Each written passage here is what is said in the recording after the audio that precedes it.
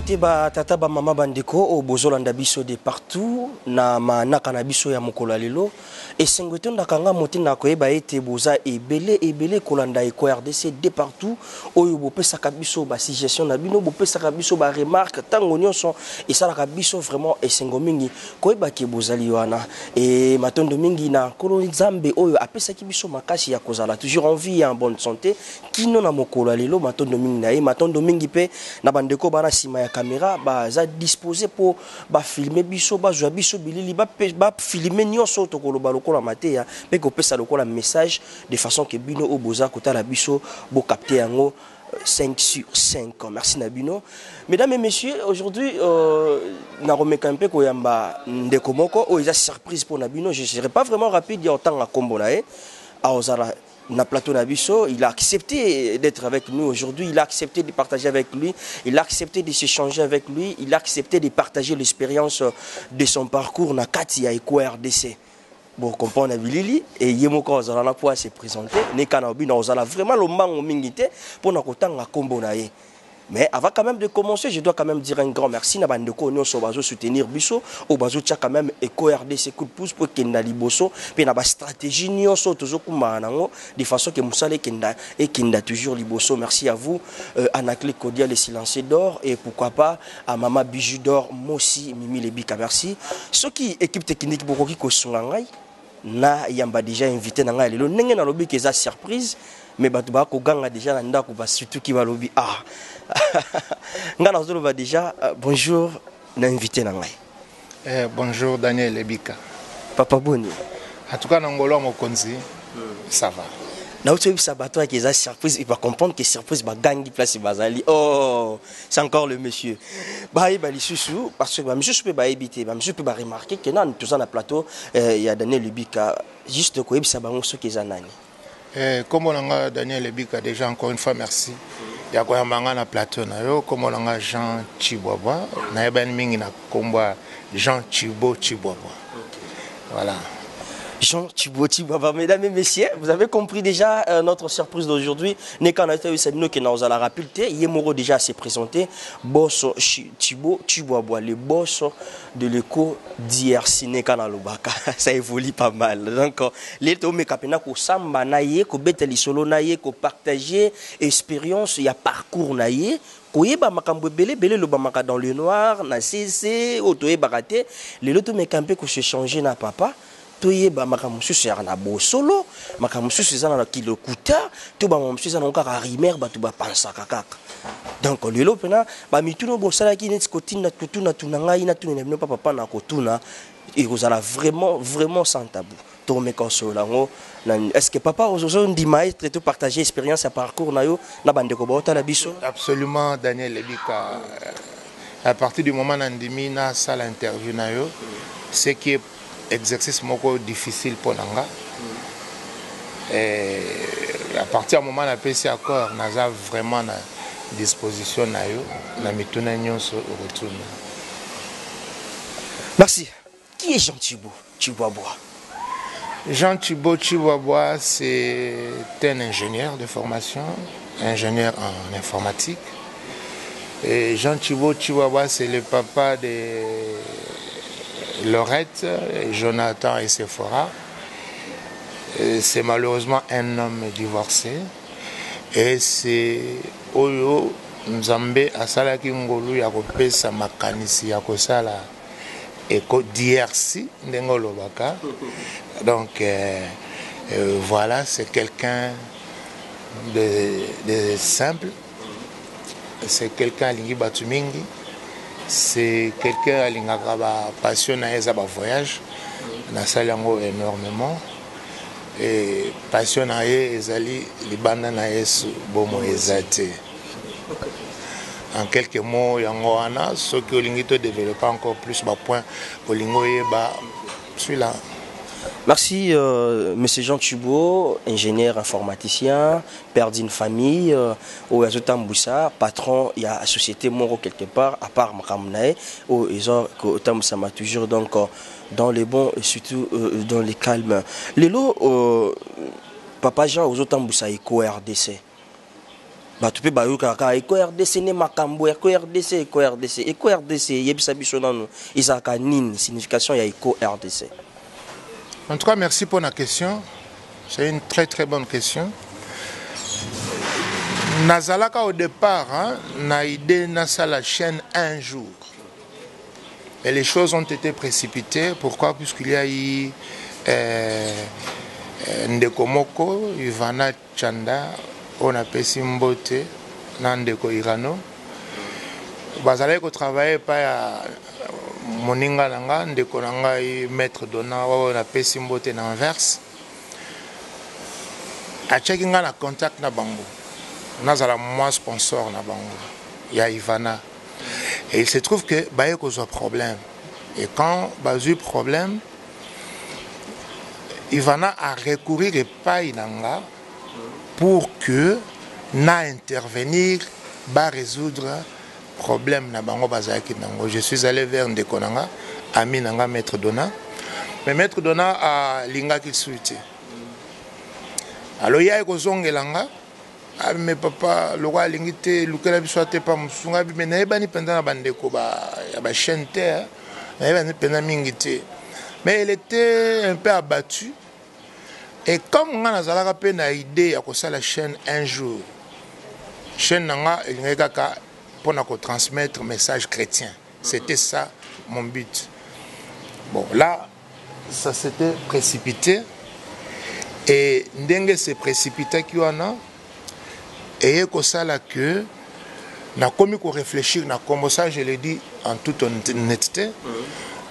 À l'époque ma chaîne non se allait qui Congo machin Congo pour biso tenga copier mingi le Congo mikili s'imposer qui alors comment ba Congo mokili ba Congo boye alors moi on a la sala qui na bande ko bima na supermarché na moni encore une révélation comme si c'était écrit devant moi Eco RDC.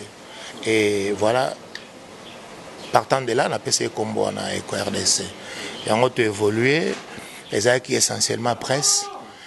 Et puis, voilà quoi. On a évolué, on a comme la section cinéma. Et ils allaient qui le la combo pour tout se différencier. Na batunion sur comment Congo machin. Et c'était comme une révélation sortant d'un supermarché. Eco RDC. Et tant on a fait ça, derrière il y a eu Bandeko Msusu, il y a cinéma, Bayaki, Ndeko Ariachu, que je salue et félicite pour Naoki a sali ba fiançailles nae. Et to bandaki a boché langa film, c'était une occasion, je l'ai déjà dit, je me répète, c'est une occasion le roi nga naza témoignage vivant il y a Bolamu ya Nzambe na koma ko komelango livre mais c'est très difficile d'écrire un livre alors na bina sala ka ba film c'est ainsi que na sali ba film moi mingi pour na ko témoigner ce que Dieu a fait dans ma vie et voilà ndenge to bandaki muke na ngolu ya Nzambe to progresser et to annoncer qu'il y a un mois qu'on allait fêter nos 10 000 abonnés et les lots on en est à plus de 16 000 donc dans l'espace, en un mois et demi, on aura gagné plus de 6 000 abonnés. Donc, gloire à Nzambe. Et maintenant, quand on attend le mot Eco, Eza Nini? Eco, Eza, oui, nous tous avons la musique. Et puis, parfois, voir ceux qui sont na Zamba, parfois, Gangi, moi, Yaka, moi, retard. Dans le roi, il y a un poto, Eza, le roi, il y a une nouvelle. Ozo, il y a une musique. Na Kinshasa, il y a Eco. Ndezo comme la biso voix ozo ta musika c'est un peu ça et comme na cause appelle une vraie explication puisque il est nga brusquement boy il a réfléchi ça qui était na mona kango comme ça na pesi Eco mais effectivement ça cadre avec ni na biso philosophie na biso il y a ligne de conduite toujours na topesa na Eco RDC. Ouais. Mais dans motivation ezaki nini parce que au cause on a une idée mais motivation a été osaki motivé par qui par nani et loro nini salaki que oh monsieur Jean Tubo bois les boss azala motivé ya osala Eco RDC. Motivation Daniel Lebika et yaka je redis j'avais toujours cette idée na mutu nanga il n'y a qu'un jour, il faut une chaîne essentiellement chrétienne. Et là, j'en profite pour Oloba. La vraie difficulté qu'on a eu avec invité, c'est essentiellement homme de Dieu. Autant il est facile, il y a des comédiens, il y a des musiciens, il y a des chroniqueurs et il y a des hommes de Dieu. De par mon expérience, Tomeki Naeko, très difficile. Et aussi, il y a aussi la loi de l'offre et de la demande. Mais cela ne signifie pas que un jour, le message, j'ai parlé avec Merlin Niwa, Tozo Bandapé, un moment avec Jésus, Oyo, il y aura les hommes de Dieu qui vont intervenir régulièrement. À côté de l'émission, on a toujours continuer. Puisqu'il faut qu'on se dise la vérité. Les lots, titre sérieux, makamoko sérieuse bato bakolanda yo bakozala mwa muke makasi mais komaka kake Jean Chibo basengi ba fauteuil ya ndeko boye 100 000 vues. C'est un peu ça. Merci, mesdames et messieurs. Ça évolue. N'est qu'à l'Obara, toujours dans la cadre de décortication. On a vu que tout mes campés que sur déjà na boss, tout mes campés que partager l'expérience il y a parcours là et toujours évoluer toujours malé mais pour tout comme matin na point mot essentiel bozaki na bosenga na ngo. Pour tout solo lengo parcours c'est la même à l'amour na katia éco combo éco maintenant division en deux parties éco presse éco cinéma plusieurs casquettes dans une même tête. Comment vous partagez ba tâche? Non, c'est pas si compliqué que ça, même si ce n'est pas facile, hein? Il y a qu'à gérer 22 personnes, c'est pas facile. Et des fois, on a comme une difficulté à Kolala. Pourquoi? Quand j'ai créé EcoRDC, je dormais 2-3 heures maximum. Je travaillais, penza, na ko gérer ba conflit là-bas tout, na ko sala que EcoRDC bana, et petit à petit. Donc, on s'adapte. C'est ça. Daniel Lebika, c'est ça vraiment, qu'on s'adapte. À mon avis, les vraies difficultés on a battu. C'est que, moi j'ai vu dans un pays, par exemple, ceux qui ont un rendez-vous à 8 heures, à 8h15, Moutou a été, en tout cas, rendez-vous nous ont compté le suite. N'a pas de logique. Alors, les lots on le bio kuta nanga na bi problème exact na zela bino 8h boye 11h kala na linga kina na sepelate mais maintenant na meseni nanga donc on s'adapte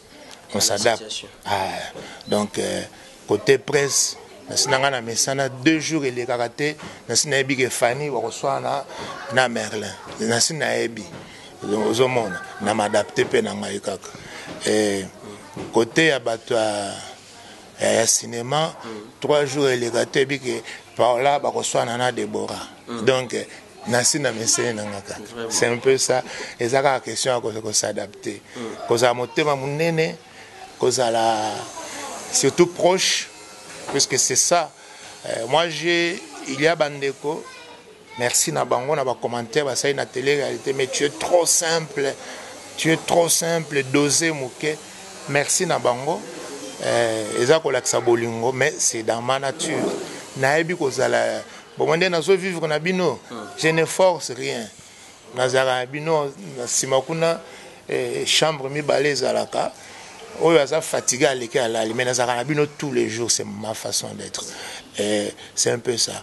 Donc, pour résumer, je dirais faut s'adapter.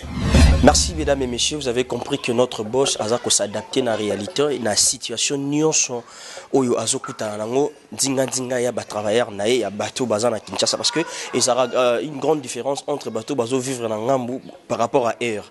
Biso a ya ba transport, ba embouteillage, ba rambobelé, on faisait vite à 8h. Yo commis 9h. Donc rendez-vous chez mais boss azo mais camper ko s'adapter dans la situation on a pour to musale tambula malamu par rapport ya personnage à kuti na kati na biso boson tubo lelo nenka osolo yango lobi que non laisser les amours trop batu bazolo baloba que oza trop simple na simplicité wana kozwa pe problème na batu na simplicité wana batu bakoya pe basali yo mabe kuta na yo poto koya boye okutena ba makambo belé salamaki. Est-ce que ce que bisa biso vérité ezaki ulbe nini parce que toyoki na ba rumeur. Bon, on ne peut pas côté les mana rumeur, il faut juste trouver une source pour voir les vraies informations. Tout cas qui bosse Djibo ayaki akomaki na mboka na ye na ngumba école Kinshasa et tant komaki bakanga ki yo soi-disant bosse Djibo aux combattants soi-disant bosse Djibo finira le monsieur Kabila notre président de la République soi-disant monsieur Djibo à ça la émission politique ya côté on la RDC na eko RDC afingaka makambole kaka na mboka to éviter. C'était juste de rumeur au biso to yokaki yango na ça qui est fort ya romémétique technique awa to yeba est-ce que makambo zoba mana CCC ezaki nengeni betela biso na lisolo ko uta na yo na mboka oyo zalaka ya bapa ya pe kozonga na mboka na yo elekaki lolengeni. Merci pour la question. Normalement ça va comme na ligne ko lobela mingi ti. En réalité, vie n'a pas vie à combat. Maman n'a pas été là les solo alors que Nazaki na libumu. Azan zemi n'a 7 mois. Banoko n'a pas bayaka abino il faut to bon maman. Donc on va bandako bundi sanga. Maman déjà. Maman déjà. Na parcours n'a école nzamba sakanga grâce j'étais très intelligent. Nazaka toujours premier de ma classe. Et nako kene na ba Congo nakutana ndeko nanga moko ye banda pa banda azaka toujours premier de la classe. To kutani classe moko. Na premier trimestre. Cette période nazo ba sauté nga na bimi premier ye pour la première fois de sa vie a bimi deuxième. Abwa kelinga malade amiso. Na évolué ma vie n'a pas toujours été facile. J'ai tellement eu de combats que Kolisanga n'a relativisé. C'est triste à dire. Paul Lelo n'a pas aligné mon na boy ba polémique. Vie dans les akaka vie à combat. Tu vois, na boy penza kokota ba polémique. Na lingi sous ba polémique. Mais il y a des choses qui font très mal. Po bato bazo bundisanga. Eza batu oyo kutu bakokaki kosunganga. Ponga nzamba naza mutu nyonso na ko mutu nyonso na mabebele ya nzamba pesanga motema bolingo motema malamu. Et même des gens que moi je soutenais. Quand je prends un exemple, j'en parle plus que Swanga. Ndeko, ngana yo to swanati. Na vie peut-être tout le monde en a peut-être une ou deux fois. Na yebi yote. To sali nini, je dois l'admettre. To sali chaîne no yabiso. Premier film bondo est piraté. To lobel deuxième piraté et piraté na nini, on a remonté à la source to yebi muta sala kia.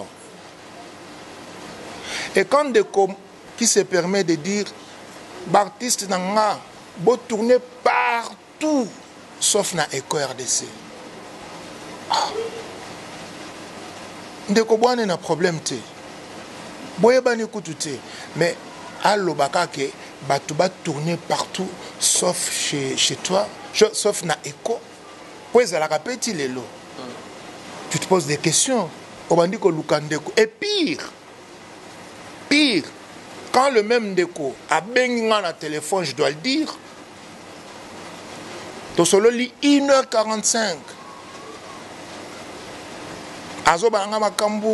Bon, je ne vais pas dévoiler ma secret ma solo entre Batu. Moi, je sais que Eco nous dérangeons.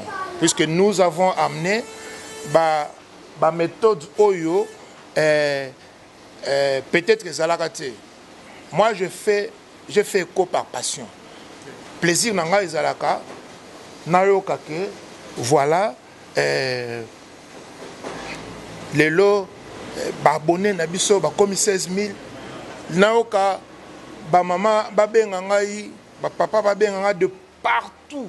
Bravo. Ce qu'on est bien moko zo sala biso, c'est ça mon plaisir. Je ne suis pas un commerçant. Peut-être qu'il y a des commerçants qui vivent de ça. Moi, c'est une passion. Pendant tout ce temps, j'ai financé ECHO de ma poche. Le lot Dieu nous fait grâce, mouké, toujours s'est stabilisé. Et c'est une réalité. Moi, je suis arrivé. J'ai eu à peu près 10 prophéties à Batu. Batu, on a habité qui m'ont appelé de partout. Keba, Kinshasa, Kende, Keba. Effectivement, j'ai été embêté. Nga, na kota makama politique. Naza na ba opinion, nanga comme tout un chacun. Mais quand, au pied de l'avion, tu te retrouves dans le deuxième fichier, et tant que tu as la bataille à Makambo, ça fait mal. Donc, interpeller, on a déjà moqué. Oui. Sali va vérification, va vérifier. Oui. Et la question mouto à Salaki à par sympathie, voilà.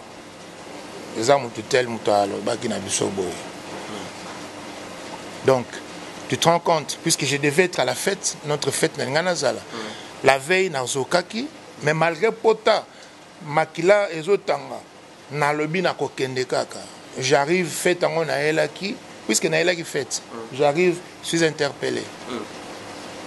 Il paraît aux aguipés na Kacho, Bachaki na Boloko.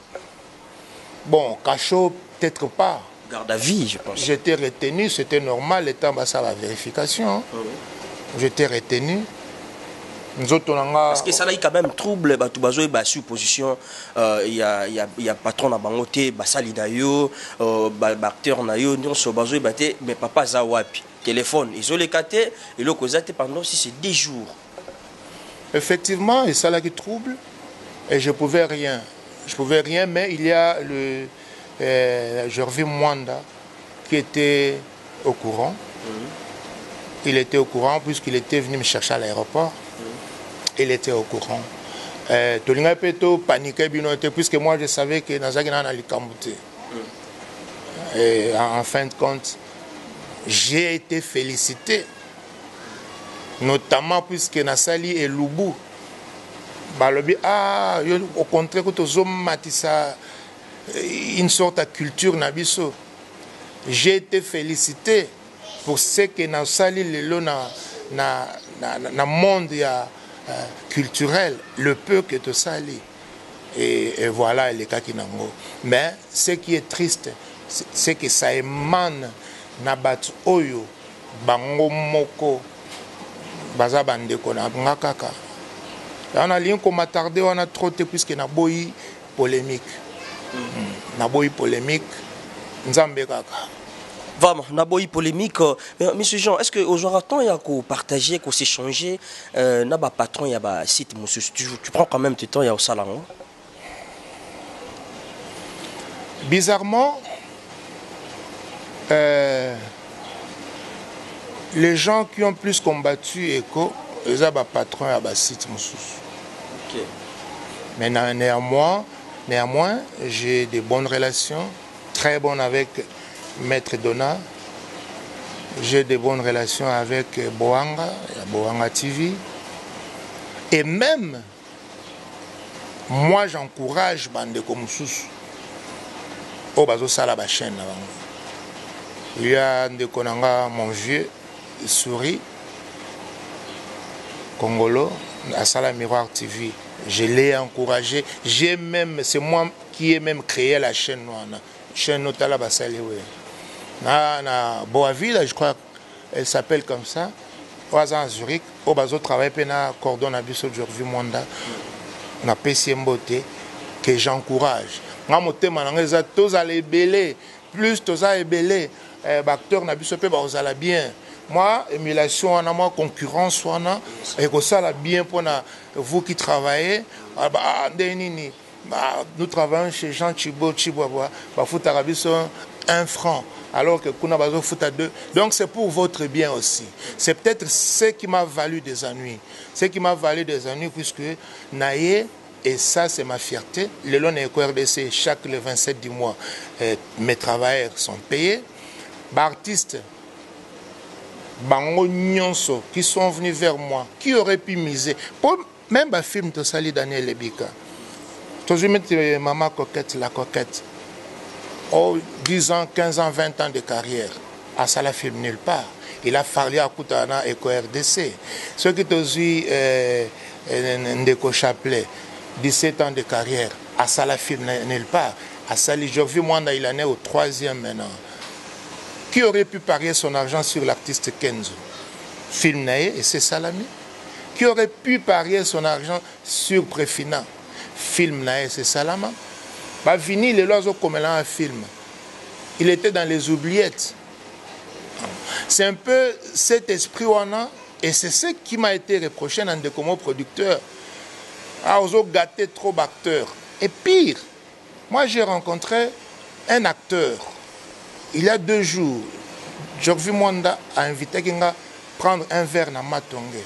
Et cet acteur, Azana, ici, débit boisson, moi, colia, je crois.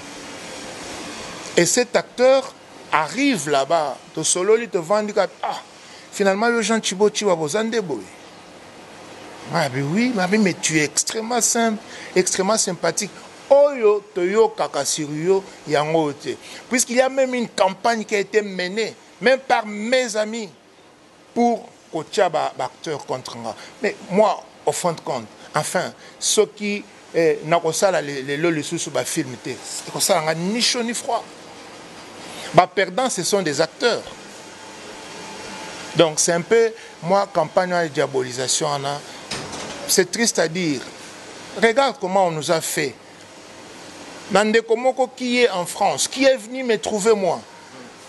Abinelna zo gaz. Foulanga peneto bala lingala. To comment on a papa to martelé non sur ba relation na bino to tsholoba na ba patro ba site msusu oyo ba ngone ba sali ba ki bombanda je peux dire na monsieur Jean Thibaut tu bois et ça par rapport à Nini. Bon.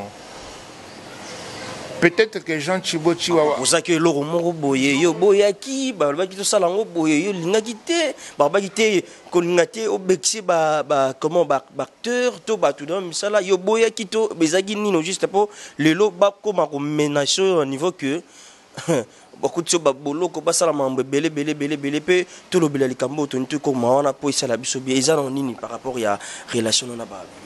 Bon, Daniel Ebika na rectifié moi mouké. Voilà. Coco Sanga Boloko, c'est peut-être pas le terme, hein, parce que Boloko comme tel est à la quitter. Les garde à vue n'a vendu, bien entouré, bien protégé. Ça, je peux le dire. Maintenant, et là, quoi, ma baise à la qui kaka que, bandeko, moi, j'essaie de comprendre. Je suis un peu des balbana français. Un cheveu dans la soupe. Peut-être que je dérange. Comment le couper ça Moutologwa préfina mbongo ça la film. C'est peut-être qui dérange, mais Daniel Lebika, moi j'insiste mingi na côté wana le quoi la soit décision ya ko boya ba polémique. Na olimbi sangana kota penda la profondeur te. Mais non, monsieur Jean-Paul, yo au visara mingi côté moko eza un peu négligé, batu moko baza pena mutaro chapikate, mutu moko monique no. C'est comme si aux tala ba comment dire, aux tala ba côté moko célèbre te, otali mutu moko za célèbre, mutu moko ni Hollanda. Mais yo oza ko tala mingi batu moko monique o ba ko cha ta kate. C'est dans ma nature. Daniel Ebika, ça c'est dans ma nature. Omoni Nzambe a salé l'anga peu moi ming. Et comme si tu es commerçant, tu vises produit qu'on rapporte le. Et moi je t'informe, na contrôle même pas ceux qui va filmer dans la salaka. Et qu'est-ce que ça me rapporte? Puisque grâce à Dieu, j'ai un métier. Et RDC est commis par Bandaki comme passion. C'est quoi commis sous passion, sous koleka. Et j'étais tellement ému na ba commentaire bandeko. Ba commis na télé-réalité nanga.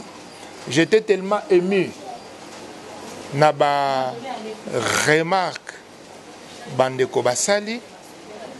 J'étais tellement ému quand à 1h du matin, une maman qui m'appelle depuis le Luxembourg pour me dire, papa, je ne sais comment Kolobanao, merci.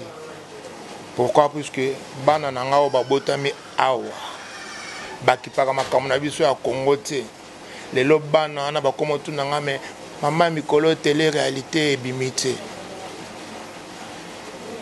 J'étais tellement ému. Il y a comme on a une maman à Anvers, en Belgique. Combien on a papa Nathalie film Genèse 1:28 na Léli. Je ne pour moi na besoin surtout ça a besoin tout ça moi bien. Mais mon côté à Koki Koloba que Jean Chibo Chiboaboa, c'est un commerçant. C'est un gars qui a bonheur et abattu. Et on appelle ça chance et pas Moutounions. Et Dieu merci. Daniel Lebi Katati, c'est un bon exemple. Tu es là, j'ai suivi vos commentaires hier et avant-hier. Ah, les gens, comment ils applaudissaient Daniel Lebika. Et moi, coaching, n'a pas mouké et kotaki na musala à Daniel Lebika. Et sali le loke. Moi, je suis heureux. Neba que Merlin Niwa, Bananae, Bazotu Nae, mais où est le grand Chibo? Bananae, Solara, on a téléphone, à poto. Et Neba que famille Mobimba. Maintenant, de 22 personnes qui dépendent de moi, c'est un peu ça, satisfaction. Merci mesdames et messieurs, là vous comprenez, je suis avec le monsieur Jean Chibo Chiboaba, notre boss de l'éco d'IRC, comme je le dis toujours, on est là toujours mais campé solo là, par rapport à Mamakamba Mike, toi balolengeni ni tambolaka, nengeni zalaka. Monsieur Jean, est-ce que ECO RDC a un bureau au travers en Très bonne question. Bon, bureau et ECO RDC, voilà, ça c'est bien. Merlin Niwa au hasard derrière caméra, on a confié à un projet. Local, on a la studio d'enregistrement d'émission à Bisso. Émission est Tiboy. J'aurais pu venir dans le studio à Bisso. Local, on a la place à montage. Pour poser un matériel et quoi sombela bino ya motu ya makasi pour mon côté za moi et belé. Mais tu le lo nazwaka suite. Na ça nini je m'adapte. Maintenant na niveau poto ECO RDC na bureau c'est chez moi. Na vanda ngamoko. Alors kobanga te que moi na kwa renverser ba makambo tout mais je suis connecté batumso ba mais yo la raté. Et un jour, il y a Fanny Mpoutou qui m'a appelé à 1h du matin. Mais Fanny, qu'est-ce qui se passe avec toi? Comment Kobe en a 1h? Et puis pour des futilités. Oh, boss, Babi, que yo là la raté. Mais d'abord, parce que quand je parle de bureau, parce que Nini, Combo et comment bureau, bureau est président, vice-président, Nani, caissier, Nassan Chouana. Est-ce que ECO RDC est à peine, comment je peux dire, na lignée, na hiérarchie? Oui, hiérarchie, Zali. Merci de me faire comprendre la question. Hiérarchie, Zali. Numéro 2 à ECO RDC, c'est Jorvi Mwanda. Il y a Zali ECO RDC Cinéma. Après, il y a Fanny Mpoutou. Au Batuming Bazo Komelana Longola, numéro 3. Et puis, il y a disciplinaire Eric Kenzo. Il y a maman Maapia Theresia, qui est la conseillère. Et puis, il y a l'empereur Modero Totokani, qui est encadreur et abartiste. C'est un peu ça, l'organisation de la mission. Dans structure, est-ce que ECO RDCP ils ont la protection, ils ont avocat na bango, ils ont un avocat. Tous un avocat, qui est payé chaque mois. Azora salaire le même jour que va travailler ECO, Maître Glory Mwanda, qui d'ailleurs n'a qu'à remercier Mingi, qui m'a assisté au niveau de DGM. Et puis voilà quoi. Voilà Daniel Ebika. Nous, ça évolue pas mal. Ça évolue pas mal. Merci mesdames et messieurs. Vous comprenez, c'est Fora Diangang. Je suis avec mon boss. En face, tout bête à moi, teke, tout panzayango, tout baneni kinda. Pour ça la malamu. Mais ces gens, tu vois boire. Lelo, comment on a eu n'engé ozobika a na ville province en Kinshasa parce que batu baloba eloba pe mimini. Nga comment on obwe nazo kamo. Comment on a Kinshasa a nazo kamo. Mais comment muto azana mukanda te andimina kita Kinshasa. Oui, oui, naebité. Mais ces gens tu vois azara mukanda te. Naebisinga bongo. Ngapela habité. Ngapela okende mangu te. Na ozana mais ces gens tu vois na otuna. Po nous za mukanda te tela muté. Le cours azo kita Kinshasa. Yango ni mutu ko pouvoir l'école naebité. So il va pesa ba benga on laisser passer. O ezara na Brazzaville. Est-ce que mais ces gens tu vois asali laisser passer kuna pour batika ya pour zonga les sud pour tout ton ngeni babi mais ces gens tu vois azaka na mukanda te a dépendra na eko aza peut travailler tene to bio na ou ingénieur azaka ne le roi te na ebité zaka question moko ya curiosité pour te faire comprendre bandeko bazapé dans les noirs ou ba lo baba bloro mo il fallait même pas ba lo bayam Daniel Ebika dans des circonstances normales hein, n'a qu'à répondre dans le genre à la question à Boété. Mais puisque tu la poses, il faut la répondre. Jean Thibault Chihuahua sorti chaque mois $4 000 de sa poche. Pendant 6 mois. De sa poche. $4 000. Pour faire vivre Eko. Il y a un film où c'est $900. Les hommes, c'est le même pas 200. Et là, grâce à Dieu, et que je vivre par Yango Moko. On a bien basara copte, on a bien bayi bagate. 4000 ngai musala nga ezakola mukana tongo ko kende ko conduire projet nanga. Natangi na sali quand même école d'ingénieur dans Lausanne.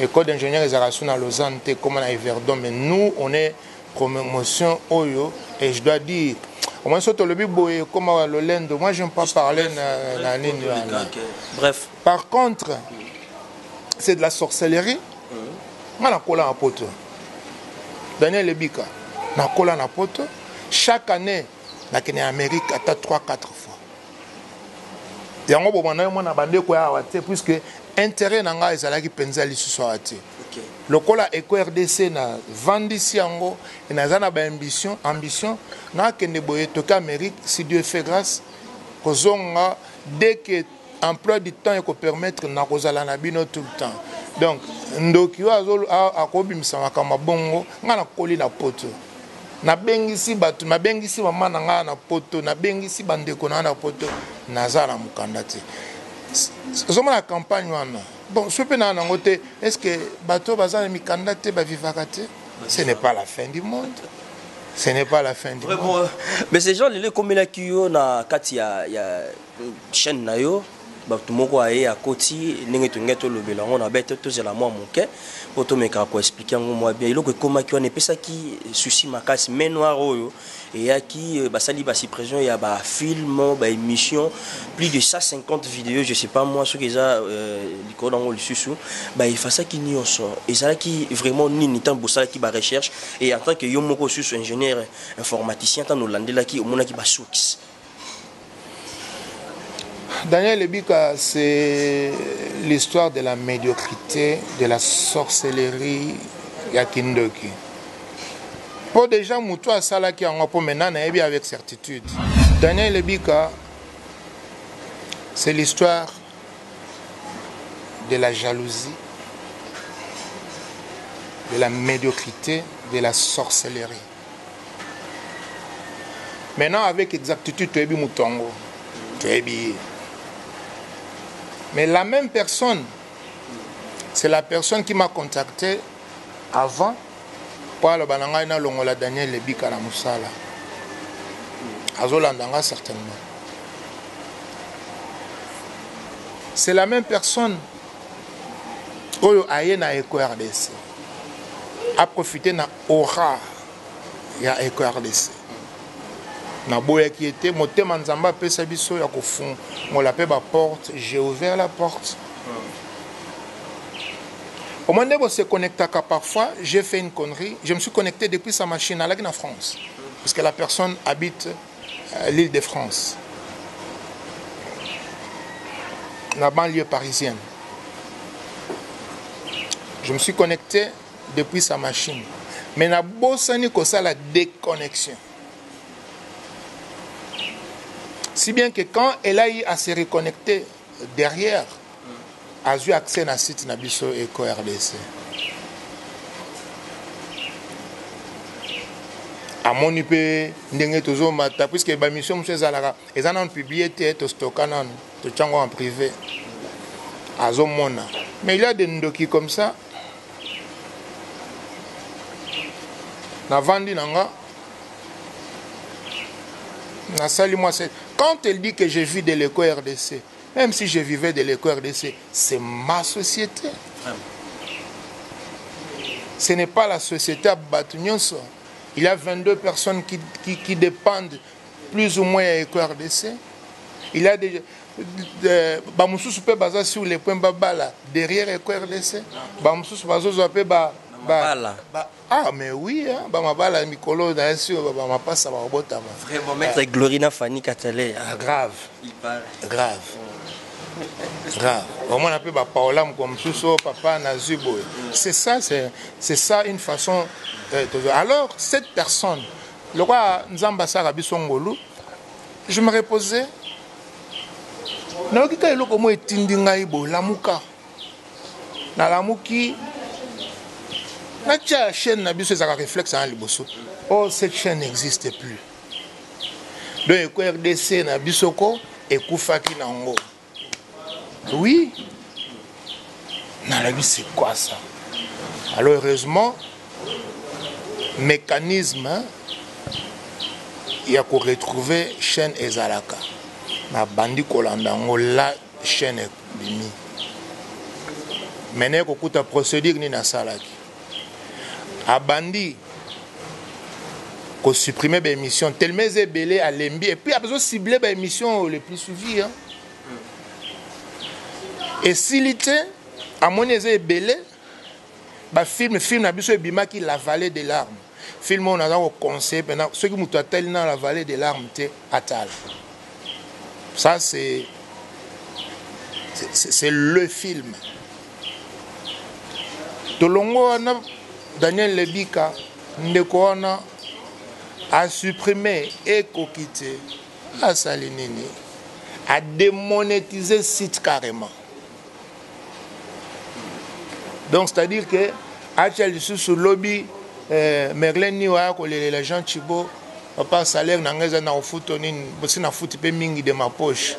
Donc, la personne a démonétisé le site. Bon, ils ont côté l'issue. Non seulement on a, et puis troisième étape, Ezalakinde a supprimé. Donc, tant que tu restaurer, n'avant pas qui dit bagaboé, dernier remarque après que c'était. Donc, tous les vidéos, on a vu sur le film, tout. N'a moni basin comme nazo peu apprenti, hein, n'a bien un mécanisme n'y sauté. C'est là que je découvre que la personne a démonétisé n'y sauté. Remonétisant de nouveau. Et tu as une procédure na YouTube. Et YouTube a un service avec détail. Les gens, moi je suis ingénieur en informatique. Machine n'y sont utilisées. Ils allaient dans ce qu'on appelle une adresse IP. IP adresse. Et IP adresse soit géographiquement et localisé d'où c'est parti. Na mboka wana na ebi na mutu kunate kaka ndeko wana nazaki pe pa na ye. Bref, nzamba limbisa puisque ceux qui azaki na problème na Jean Chibo Chibwabwa akanisi te que Jean Thibaut Chibois azana basali que Daniel Ebika il faut afuta ndako que Bob Molema il faut alia que Paola il faut asomba moi eloko kolia. Donc ngana na bomona ko bandoki kindoki akale bandoe bansiko bandoki ya mikolo bakomona atina moi comment ko za motema likundu oki lingala likundu mbindo. Est-ce que papa Jean asinga ki apport pana yo azwa orawana po yepa mata lwa yo ekwere de ce mati yo pe na motema mawa obio sala est-ce que il on salika directement sala ba blorowana oboyaki totalement boyaki na non likunduka. Merci mesdames et messieurs, là nous évoluons toujours avec notre boss Nena Baito Kota Tozo Meka to en quelque sorte ba réalité monsieur les kaka pe tout partager l'expérience de son parcours de monsieur Jean Thibaut Chibois qui est le boss de l'éco RDC. Monsieur Jean, au jour d'avant et au jour d'aujourd'hui, makambo ngezo kende ba entrer ba sortir na kati ya éco ojuger nini pour la évolution ya éco. Daniel Ebika na comprendre question théologie ba entrer niveau ya batu niveau ya batu niveau donc personnage niveau ya mbongo ningezo kota ningezo bima parce que les libosé ba nego bima uti na poche non les kota les sala bobo na et jour d'avant na au mon évolution ngeni na kala na lelo. En tout cas on est béni. On est la persévérance paye toujours. Nandima kité que les lots banda kozala na 22 personnes bazo dépendre na Eco RDC. Les lots, je suis honnête, Dieu nous a bénis. Nga pena pema ngam na linga na ba voyage na sali ceux qui 9 mois na voyager puisque voyage za moi mon solo. Ngam na passion ba basket. Na ngoleka magasin basket il faut na somba kaka. Na comme son abina somba basket na bisa $200 et ko songa biso na 10 bilubu. Alors moi les lots grâce à Dieu et CORDC est comme autonome. Les autres dépendent de son agent Thibaut Chibois et comme autonome. Concernant le départ, na ba entraîné éco na regretta ba départ nyonso et ça mana éco puisque nous avons trop esprit famille. On a trop famille, c'est pourquoi nous avons habité tout le temps. On doit comprendre. Mais de la séparation nyonso zaramabete il a fallu qu'Abraham bakabwana Lot pour Abraham à vivre bénédiction. Donc toute bénédiction, toutes ces séparations et ça la passe mais tout comme ici ensemble. J'ai regretté kokende à Riachou. Dieu merci à mon âme, elle a eu des problèmes, elle a eu du mal.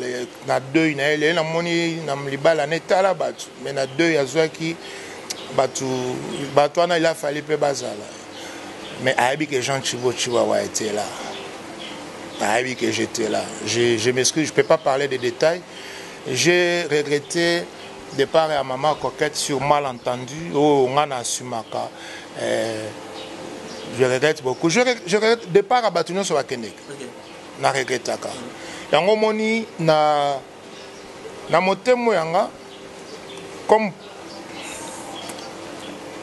to comme na niveau moko niveau Eco RDC oh nazo me retirer moi nazo responsabiliser plus battu pour naza trop affectif na pesa bande comment ba auto sala moi connerie moko wa na tournage à film na biso saison 2 ya yani nga na lu bon prochain film na biso ba tourner te et comme pas disciplinaire wa non boss nga d'accord na ote pas un film mais 3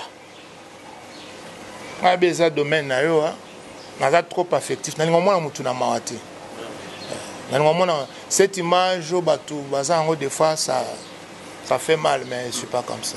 Les lots motivation, il y a tout le monde, la télé-réalité, le but à star, l'idée on a fondée par qui?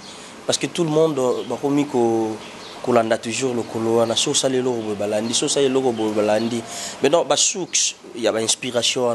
Ils ont tawa puis pelo ni zo sali sala mabongo pelo ni sala ki bande ko wana balanda toujours idée to ba conception oza comme un peu ko réaliser na kati ya EcoRDC. Et ça moi sentiment moko boye un sentiment mitigé. Quelque part zo sala sengo d'un autre côté zo sala mawa. Et sengo pourquoi puisque bazo copier ka yelo ka malamu. Mawape et Zaponanini, puisque les gens ne sont pas créatifs. Dans toute ma vie, j'ai toujours voulu faire les choses différemment des autres. La télé-réalité, Zalaka Nango Daniel Lebika. Mais, bisoto le bit toyé na concept na bisoto côté surprise. O babetela ka fani putumbata par exemple. Oui, projet d'avenir, Nengekaka et Zalaka, penser malgré M. José Kolobate, Isa Nakata et EcoRDC aux Obongisa parce qu'il paraît qu'on postulé à Néo. Donc, bisoto bongamara déjà pour nous belle là-bas, tu vas voter, tu vas pas te belle pe bala sima non, te belle pe ba la ironie. Ali na sima ya ces gens, mais a la ga ni boya, mais azani na sima pour tout le monde est belle hein. Salé Missa Boyara, mais la Missa Papa Jean, Andiminae. Donc, vous êtes facile, il y a reconvaincre Moutou en face. Donc, on va projet en abonnés. Il y a députation, il y a non. En tout cas, politique, je ne sais pas, hein, peut-être qu'un jour, mais ça ne me tente pas. Projet Nanga, ils allaient na Nzamba Souanga, soit Pessinama Makokina, ça l'orphelinat. C'est un projet qui me tient à cœur. Na niveau à EcoRDC, ils ont tout mettre la structure en place de façon à ce que tout comme on a vu un vrai studio d'enregistrement. Les cambouis patenga ma case c'est la qualité à travailler éco. Na landa na musique comme tout un chacun mais na bi franchement c'est tout qu'on est ensemble musique. Donc tout ça la studio. On va faire un studio, poser ma structure. Et tout ça, moi, industrie, et c'est ça un peu le projet sur Nzamba Sungibiso. Là, je redis, j'ai béni le Seigneur. Déjà, toujours qu'il y a quelques acteurs dans les États-Unis, des journalistes, et puis Nzamba Sungibiso Kaka. Et que c'est un peu ça, à moyen terme, c'est ça le projet, à moyen terme. Il y a que ça, la structure studio Nabiso, et à long terme, que Dieu nous permet. Et politique, ça, c'est pas trop mon. Mais je vous proposer toujours éco, voyage. D'autres les lots de Konabiso au bazui libakwana ya kokoma na mikili ya États-Unis barozawana acteurs comédienne na journaliste mususu bazo kende na mukili babiloko wana ils sont motivés par corps et nini zaka ki ba relation no mora kala au tout ça qui vague wana ya éco donc éco wana zo kende na matoi na bango Daniel Lebika zaka ngolo ya Nzambe. Puisque l'invitation aux États-Unis est Isiaki, tant que tu as aura aux Anangol et l'autre. Maman Sifalov, merci d'avoir pensé à nous. Maman Christelle Louye, merci d'avoir pensé à nous. Baïla Yenga, Memela Bisso, il y a deux journalistes, il n'y a pas de problème. Mais beaucoup d'excellents tel problème est à na baksaki 5. Maintenant, on a salé fort mon côté. C'est vraiment la grâce de Dieu. Nzambe mutu atinde ba. Koyeba pona ni ba pona ki biso na faut ko tuna Madame Christelle Louye, je pense aux États-Unis à Zawa. Peut-être au salon à émission, au tourner pourquoi prenez écho. Mais moi, je ne peux pas te dire pourquoi. C'est que je sais, c'est que j'ai des invitations. Procédure et ça, si ça ne dépend que des bisous, nous on est prêts. Si Dieu fait grâce, les bandes de copains États-Unis, au mingi bakomele nga toki bozoya, bo soutenir manifestation en et ça élection Miss Congo USA et ça na Washington et tout son appel ba maman Sifalov, maman Christine a initié puisque ça ba congolaise nyonso kitoko oyo ba monique ba bongi ba sala concours wana ba ozala. Donc c'est bande ko biso ba soutenir initiative wana baya. Merci mesdames et messieurs, to comme na biso vraiment na suka lelo to zalaki na masolo na le boss Jean Tubo Tubaba na Kinshasa déjà. Donc on a profité pour nous remercier ba bon séjour na Kinshasa à Malamu. Donc pour comprendre de l'âge nengi makambongo zalaki nengi salemaki pe nengi zo salema et ça fait quand même bien ya rozala déjà na mon kondi ko so anae koeba lolenge kani makambo eza ko évoluer papa Jean Tubo to comme na suka ya manaka na biso ya lelo est-ce que loko moko to kokaki ko tuna to tunité au fallait que tout loba pour récupérer le plus vite rapide. Je pense que Otuni Nyonso, Otuni Mingi, Boye, et Lokomoko, Ezoye Langaïte, on a vu que Daniel Ebika Otuni, mais déjà, dans le niveau d'interview, bande ko belé à la chaîne basenga sa interview naza penza mutu déjà quelqu'un de réservé voire même timide c'est pas exercice facile je me fais violence hein, pour na tellement répondre bino c'est pas nga za mutu dans l'ombre et moi j'aimerais juste peut-être au bosani ko tuna image nga na pesaka peut-être tout les gens disent que je suis problématique. Les gens disent que j'ai de l'argent, alors que nous sommes à bongoté. Le peu on a au Bible le dit ne vous lassez pas de faire du bien. Après ça moi témoignage moi que pour les autres dernièrement j'étais en Suisse na supermarché. Nazo Futa, voilà question. Il y avait un couple devant moi. Ce couple-là, Bazo Futa, mais Bazangi, Mbongo na bango ekokite. Ba comment calculer tout ça sabiloko. Ngala ki sima ba na tuni caissier. Na ko futa la bango te. Caissier akama bien sûr, na zumo na futi. Caissier bien ba to boy baza sumingi te na mokili. Puisque Mboko na vandaka. Mboko l'un des plus riches au monde. Pour le rotata un franc. Banana ngala kola kuna nebite so sina lokota mo. Donc batu ba bomba mbongo na bango na kosaka mbongo et pas na bango ya sacré. Mais maman na mutu alobi bon c'était pas grand chose na futi. Na zongi ndako. Ma maman là où elle habite 25 minutes chez moi. Je prends mon téléphone à bengi maman boni. OK un peu souffler moi na ngana uti ko zonga. Je na supermarché, na sombi biloko, et je me rends compte que il y avait papa Mokoana, ayabi maman na ko futelote, et ce papa a pris son argent, a futeli maman, a zubiloko na a tient la voiture, a memelieti na katiandako. Donc au moment où moi je payais pour le couple, malamu soto salaka et futamaka. Tolingana, moi j'aimerais tellement que les gens soient tolingana. J'aimerais tellement que les gens, tout passera. Tout. Daniel Ebika, moi, dans le lobby, na Bob Molema, j'ai expérimenté les choses de la vie au point où, tu vois, l'homme, l'amour que tu as pour l'homme, c'est plus important que tout. Tout passera. Un jour, au cause de la Wana, c'est le conseil dans l'OP, c'est bien open écho. Ils sont des macambres. Ils sont des sommes, ils sont des dangers. Non, restez humble. Comme dit, Nzambe a tindi Jonas la mission.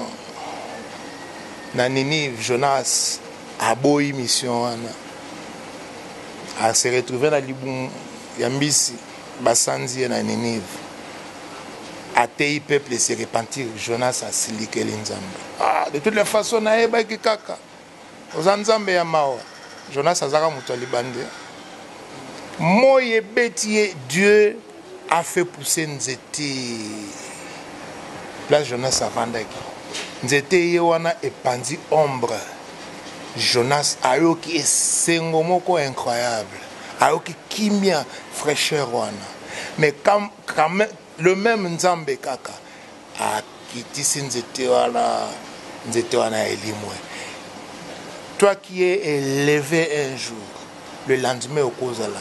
C'est pourquoi jamais ngai na ko minimiser mutu na vie na nga. Tout ce que nous sommes ezaka ngolu na nzambe. C'est peut-être ça on a koloba par rapport à question na. Merci biso to sisi na biso pona mokola lelo mais na zwaka moko soki lelo to babandeli mokili. Mais ces gens babotier les susu abandi kokola au préféré susu bandela iko RDC 1000 fois. Na préféré ceux qui mokili bandeli na ko sala eko 1000 fois puisque eko ezopesa nga esengo nazopesa batu o bino bozopesa batu. Évidemment. Nathalie émission évidemment peut-être 27 fois. Je me pince nabi mais où est les kaneko?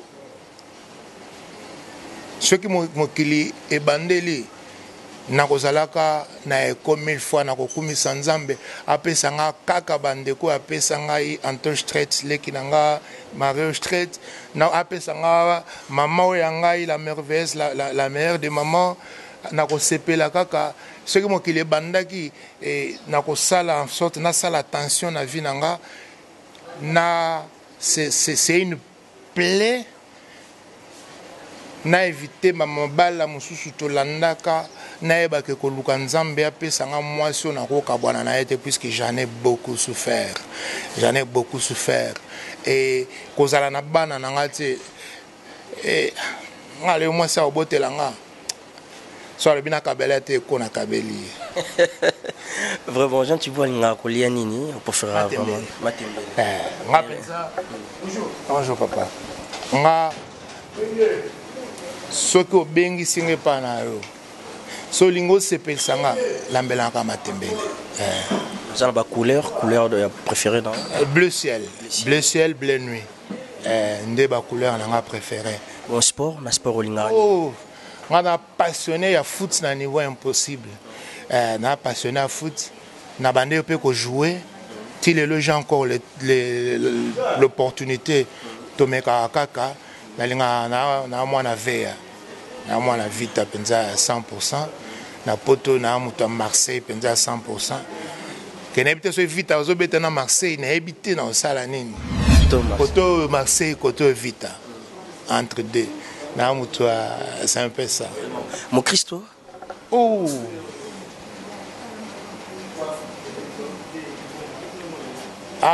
ngana binde bayambaka nzambe te pona kuta nzambe na lopango. Grand-papa pasteur, grand-père pasteur, papa pasteur, moi-même prédicateur de la parole de Dieu. Jesus for life. Coco pasteur, papa pasteur, yomoko. Webi Coco papa ya papa pasteur. Coco papa ya maman pasteur. Je t'invite lobi nazo prêcher parole de Dieu dans l'église Nabiso. J'ai commencé à prêcher la parole de Dieu à 17 ans. Ngana bato ba derutaka, tu vois, na ebine ba yambaka nzambe te pona kutege na lopango. Au côté choral, au bandi, pas seulement ici, en Europe. Les gens, les gens chihuahua à prédicateur. En Europe, le konga na sala, na bimaka nde na lopango ya tata. Na bimaka na lopango ya papa. Libana na yesu bomo ezate. Nzambe c'est tout pour moi. Na kuti nzambe na lopango. Na ebinde mutu te bateyaka nga bateyanga ezaka automatique hein. Papa na bino pasteur batu baba sambela na lopango na bino tout et tout.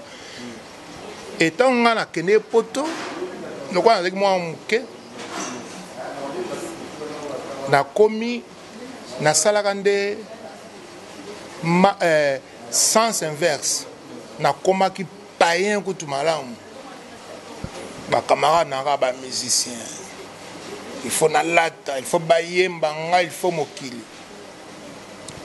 Mais nzambe na bo mawana ye, tozo sala film alikambo na na epika na Kinshasa. Na vacances bo baluba ba betinga ekake. Degré à kake. Simbanga o epsangelo koneza. La cicatrice ana libulu na mutu. Ko ba betinga penza ki bota na moi na 17 heures. Je suis parti. J'étais dans les comas. Na ebine mutu akufaka. Omoni nzoto Daniel Lebika, ezelo roté. Na kati ya nzoto na biso, toza na âme. Et tant mutu akufi amwane bimaka. Na banolingo loba makambo te mais na yokuta na bato ba vivre expérience de la mort yana komo loba ngo. Pendant que la famille pleurait, nga nazobima na nzoto nazokende et je me suis retrouvé dans ce monde. Et dans ce monde là, nakuta mwana nanga kuna qui est en vie a tchema boko boyo koleka te. Na baluki na bandi kozonga. Ame bandi kozonga la kata nzoto nanga. Ezozonga ko ti etondi na nzoto. Donc ebimaki nyonso complètement te.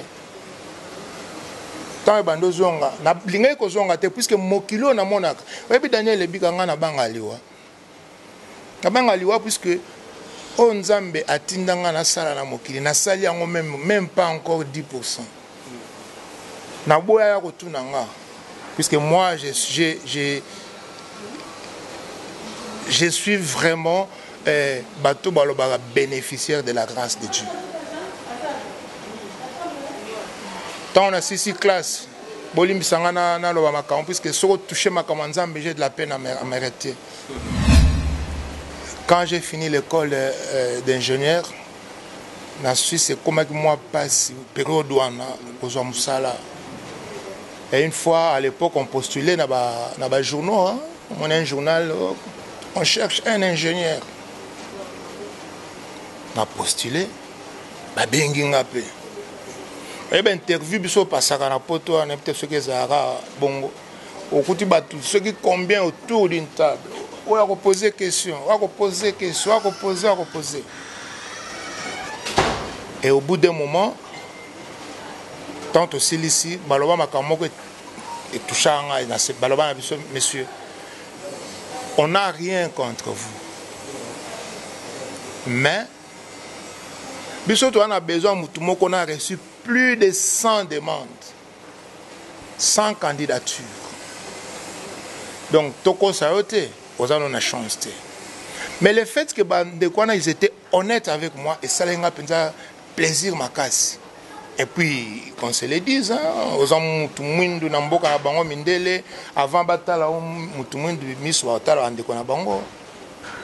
je suis rentré chez moi. Et na côté nanga jeune nanga ya makambo nanga normal. Et le 3e jour, il y a jeune nanga Daniel Lebika. À 18h, j'ai reçu un coup de fil. Dans l'entreprise, on a na kendaka kosala. Ah, monsieur Chiboabo, vous savez quoi? Na ba candidature nyonso. Pour éliminer tout, plus de 100 on a retenu que 2 personnes. Et vous allez parmi les 2. Mais il faut recevoir bien la décision finale. Ah, Daniel Lebika na oka pasi moko moni na bandi ko imaginer nazonga sunalinga ko tunaza malamu ko fallait bazwanga te. Tu imagines tu dois encore passer l'interview nabima na bandi ko tambola à un moment nazongi. Et quand je suis rentré j'ai pris ma Bible boy nafungoli Jérémie 1:9. Nzamba azotinda Jérémie Abiyo natindi vers mon peuple. Mais Jérémie, Jérémie, je mettrai ma parole dans ta bouche. Et quand Jérémie natangi wana nabi Seigneur bato ba bengisinga nanga makambo yeb ça va consulter. Je veux que toi Dieu tu mettes ta parole dans ma bouche. Le lendemain je me suis présenté dans l'entreprise, j'avais rendez-vous à 11h. Je suis arrivé à 11h moins les quart. On m'a installé. À 11h moins 10 minutes, j'ai vu un monsieur venir vers moi. C'est vous, monsieur Chihuahua? Ah oui. Vous êtes venu pour les postes d'ingénieur? Ah oui. Écoutez, quand vous allez rentrer dedans, on va vous poser ça comme question. Et vous allez répondre comme ça. À 11h moins 10. Donc avant Batouana Bakota, j'ai compris dans ce moment-là que Dieu venait de mettre sa parole dans ma bouche. Ma vie c'est un témoignage. Et je passe l'interview dans ce cas.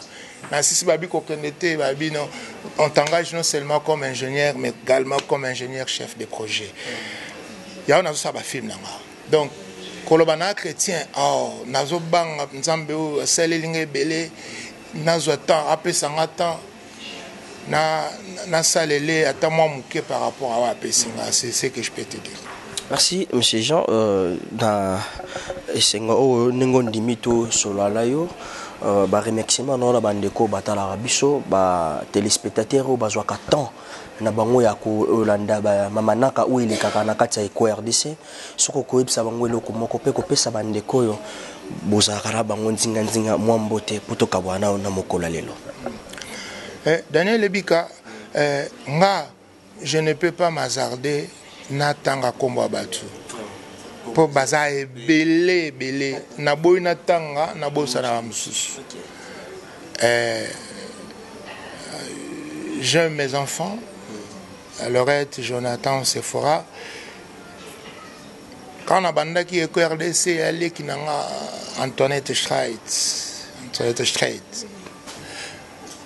Alors bien, yo côté sous ma cambo, c'est une personne à protéger en ma casse. Mais les jours où elle m'a appelé pour me dire félicitations, c'est ce jour-là que j'ai compris que tu réussis Eko. Ma PC mbote. Mais na rotangate, baza belé, mais babonné na biso nyon son mbote. Ce qui peut na lobi maloba awa est blessé bande comme sousou du fond de mon cœur bolim ici. Mais en tout cas, je ne peux pas. Merci Nababonnet. Merci à vous, les journalistes. Nous avons vraiment touché ma casse. J'ai été avec vous. Parfois, aucune émission. Vous vous séparez à 23h, 22h. Donc, on a 6h, Bozawana. Je ne savais pas. Nous avons perception à moyen, salaire, matériel, ma famille peut bénéficier. C'est tout ce que je peux dire. En tout cas, du fond de mon cœur, na balandignon sur Eko RDC, Nzamba Pambola Bino, merci de tout cœur. Merci mesdames et messieurs, nous sommes à la fin. L'heure de la séparation est arrivée. Vous comprenez, on est avec le boss, notre patron, Jean Chihuahua. C'était une surprise pour Bino Nosobota la biso et NNFC Bino dans la rapidité il est moi se présenter qui peut comprendre vraiment na boké Bino so o Isaac na coucou to mission un peu na poisson de manière que Bino se pas comprendre chacha. Donc dans les bons surtout dans les calmes et ça évolue et surtout pas mal. Donc moi je crois que et c'est nous apprendre on est nos places de binda zala qui on a zolanda biso et ça lit bien. J'ai des moussa qui on sali bien, Sephora Diango sali bien, Bella Mort et sali bien, Koeba qui bousala qui est belé Bouka donc Bouga bousala qui on a pour Rolanda Bisso, Annie Lebika, José Poula. Et si Dieu ne revient pas, on va encore se retrouver dans le prochain numéro pour parler encore d'autres sujets. Nakati Eko, Ninka tout ça la télé-réalité, et l'Oubouya Star, enquête, tout ça la réango. De façon, question pour nous, il y a coupé Sabino, le sous Bamakambo et Bomama Koye, Bango, le sous Namozindo Makas. Un grand merci derrière la caméra, Merlin Niwa. Vous êtes là toujours dispo, Four au Moulin, travaillez pour cette grande équipe de l'Eko RDC. Merci, moi je vous dis au revoir.